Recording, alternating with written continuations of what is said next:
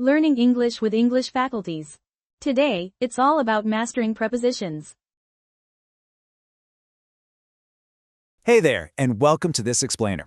Today, we are going to untangle 7 of the absolute most confusing little words in the entire English language.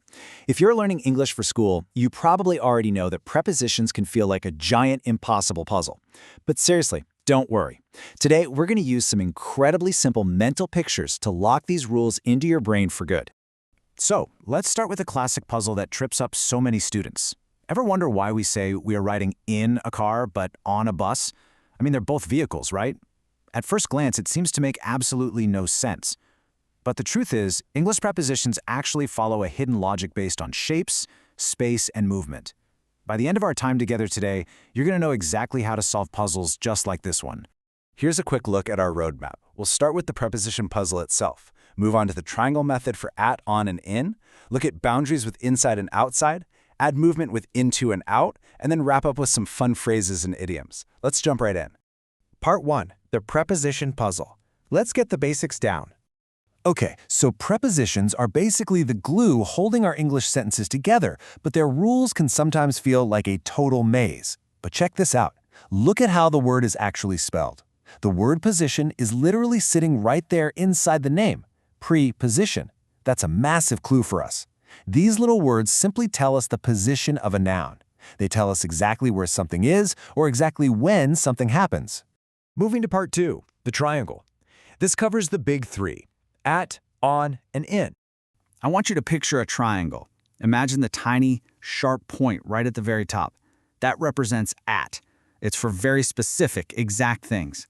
Now, move down to the middle section. It's a little bit wider, right? That's on. And finally, look at the big, wide base at the bottom. That is in. Getting this specific shape in your head is your secret weapon for mastering these 3 tricky words. So how does the triangle method actually work in practice? Well, remember that tiny top point?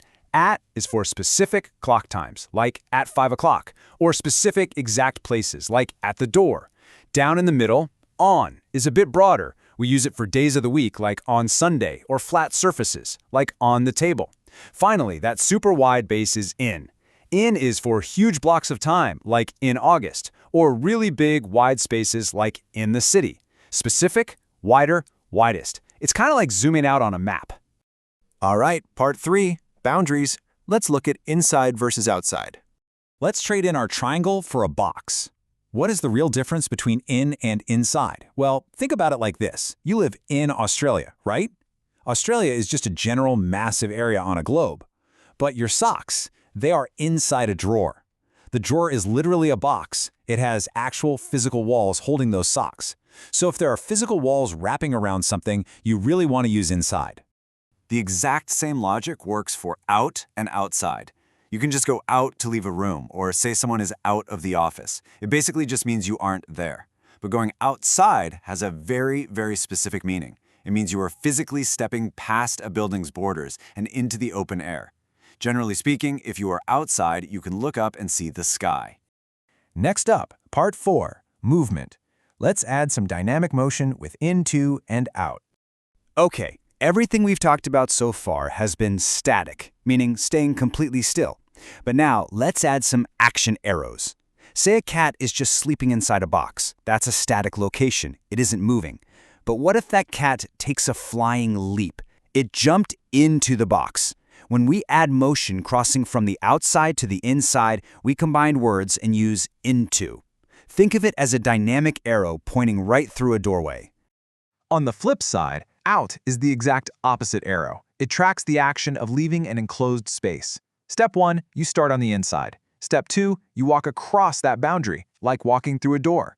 Step 3, you end up on the outside. You started inside and boom, you walked out of the building.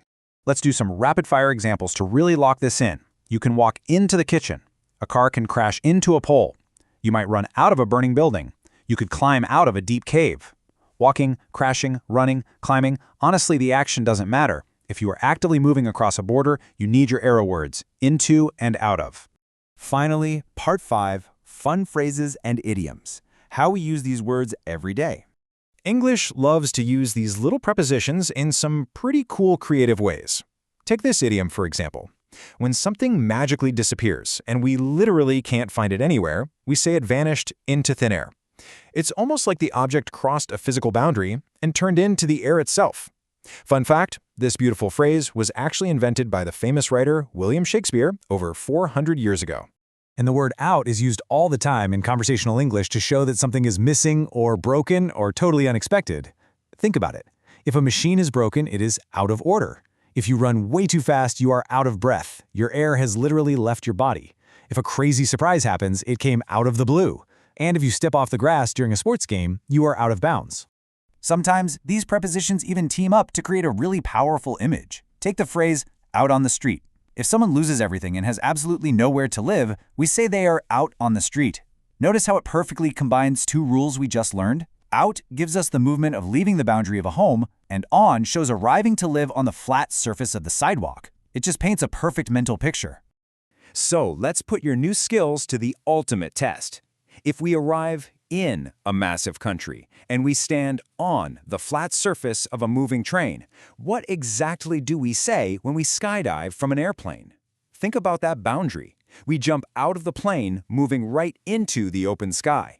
Whenever you are speaking or reading English, just keep visualizing those triangles, those boxes, and those arrows.